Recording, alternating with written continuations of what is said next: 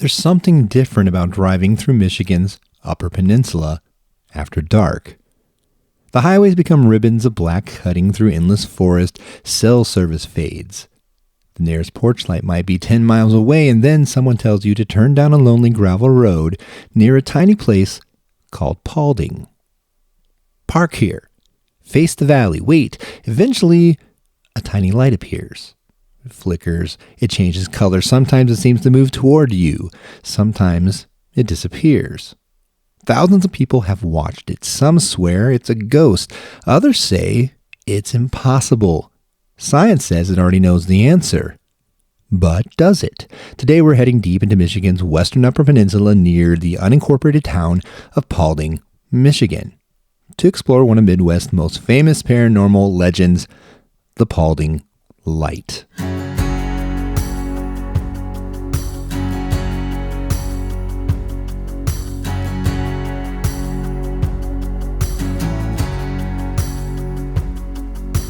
Hello and welcome back to Midwest Small Town. I'm Dan, your Midwest Small Town storyteller. And tonight as we go into our episode up into the UP, that's what I'll call it, the Upper Peninsula of Michigan, the UP, around the Paulding, Michigan area. And really, this is a fascinating story that kind of goes up in that area, the edge of the wilderness. If you've never seen or been to Michigan's Upper Peninsula, it's difficult to explain just how remote it feels. The UP stretches for more than 300 miles. Nearly a third of the land is public forest. Entire towns have only a dozen residents. The western UP feels especially isolated. Near the Wisconsin border sits Paulding, an unincorporated community so small you could drive through it without realizing you arrived. And nearby are places like Watersmeet, Bruce Crossing, and Rockland. These aren't tourist cities. They're logging towns, mining towns, snowmobile towns, communities where everyone knows everyone. And of course, they have long winters, deep woods, and generations of stories. It's exactly the kind of place where legends survive. Interestingly, the Paulding Light isn't some centuries-old native legend. The first documented modern sighting wasn't until 1966, when several teenagers reported seeing a mysterious light in a valley near what is now Robbins Pond Road. The report spread quickly and local law enforcement investigated, but no clear explanation emerged. Soon everyone had a story. Every family seemed to know someone who had seen it. People began making nighttime trips. Some saw one light. Others saw three. Some claimed it floated. Others said it bounced, and many insisted it changed from white to red to green before vanishing into the darkness. That's when the folklore began growing, and like every good ghost story, there wasn't just one explanation.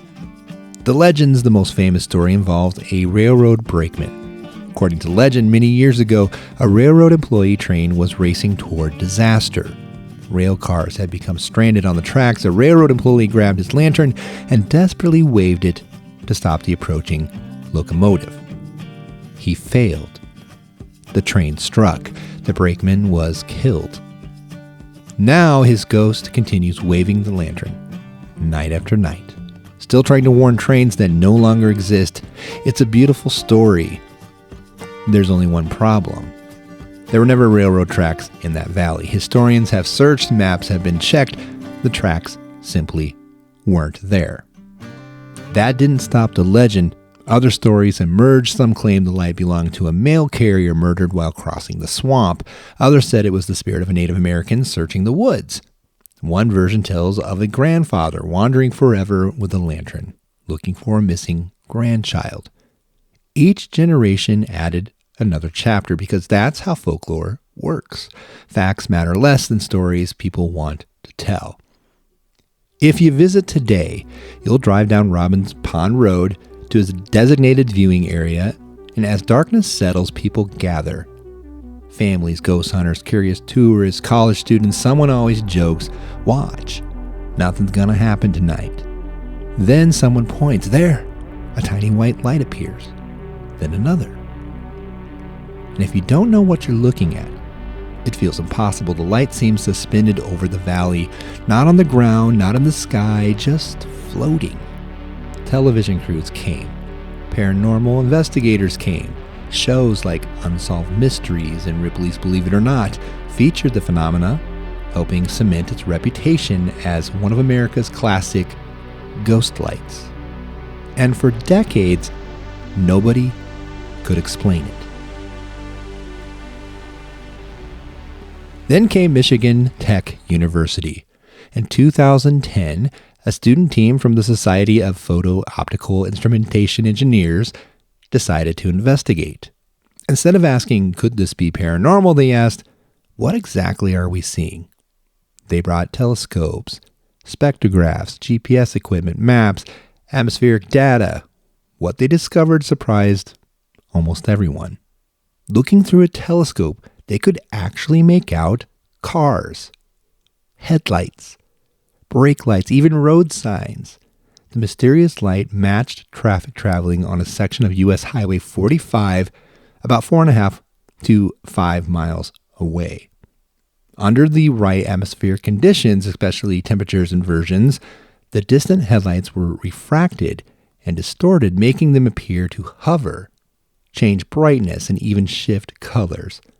The team recreated the phenomena by driving vehicles along the highway and matching what observers saw from the viewing area. In other words, the ghost light was likely a real optical illusion. Not fake, not imagined, just physics. But here's where the story gets interesting. Many visitors accepted the explanation. Others didn't. Some locals insist the Michigan Tech team explained one set of lights, but not every light. You'll find countless first-hand stories from people who say they've seen glowing orbs much closer than the distant highway or lights behaving in ways they believe don't match vehicle traffic. Science can explain what was measured. Folklore fills in what people feel they experienced. Those two ideas don't always satisfy the same audience. And here's the thing, the Paulding Light isn't alone. In fact, America is filled with mysterious lights all over the place. Let's go into some of these. The Marfa lights. Marfa, Texas, population 1,574. Perhaps the most famous, people report glowing balls of light drifting across the desert. Scientific explanations include distant vehicle headlights, atmospheric refraction, and temperature inversions as well, though the legend remains a major attraction. Then you have Brown Mountain Lights in North Carolina. And this is near towns like Morganton, which is a population of 17,931, Jonas Ridge, population 322, Linville Falls, population 283, and then of course Little Switzerland, North Carolina, population 46. Reports date back hundreds of years on this one. Witnesses describe floating orbs rising from mountain ridges. Theories include vehicle lights, atmospheric effects, marsh gases, and of course electrical phenomena. And then you have the Gurdon Lights in Gurdon, Arkansas, population 1,812. Like Paulding, the legend centers on a railroad worker as well. People claim a floating lantern still patrols abandoned tracks. Then you have the Hornet Spook Light. This is on the border of Missouri and Oklahoma, known simply, by the way, as the Spook Light. This is a glowing orb appears along a rural road.